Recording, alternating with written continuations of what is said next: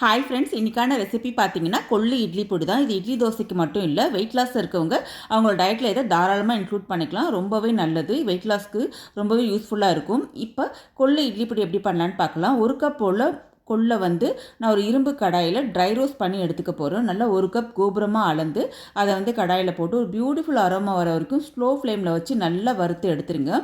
இப்போ கொள்ளை நல்லா மணம் வர வரைக்கும் வறுத்ததுக்கு அப்புறமா ஒரு கப் போல் கோபுரமாக அளந்து முழு உளுந்தை நம்ம எடுத்துக்க போகிறோம். இன்றைக்கி தொலியோடு இருக்கக்கூடிய கருப்பு உளுந்து கூட எடுத்துக்கலாம். இந்த முழு உளுந்தையும் நல்லா வறுத்து எடுத்துக்கலாம். 40 to 50% நல்லா வறுபட்டதுக்கு அப்புறமா இது கூட 3/4 கப் அளவுக்கு கடலைப்பருப்பை இது கூடயே சேர்த்துடலாம். ஸோ இது ரெண்டுத்தையுமே நல்லா ட்ரை ரோஸ்ட் பண்ணி எடுத்து வச்சுக்கலாம். கடலைப்பருப்பு, உளுத்தம்பருப்பு இது ரெண்டுமே நல்லா மணம் வர வரைக்கும் நல்லா சுட சுட நல்லா வறுத்து எடுத்துக்கலாம். இதை எடுத்து வச்சதுக்கப்புறமா இதுலேயே 1/4 கப் போல் நான் பச்சரிசி சேர்த்துக்கிறேன். இது எல்லாமே நம்ம ட்ரை ரோஸ்ட் தான் பண்ண போகிறோம், எதையுமே நம்ம ஆயில் விடலை. ஸோ இந்த 1/4 கப் பச்சரிசி நல்லா பொரி அரிசி மாதிரி வறுத்து எடுத்துக்கலாம். அவங்க காரத்துக்கு தகுந்த மாதிரி வத்த மிளகாய் நீங்கள் ஆட் பண்ணிக்கலாம்.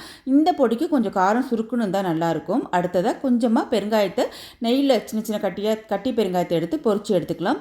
பூண்டு 10-15 பல்ல தட்டி எண்ணெயில் பொரித்து எடுத்துக்கலாம்.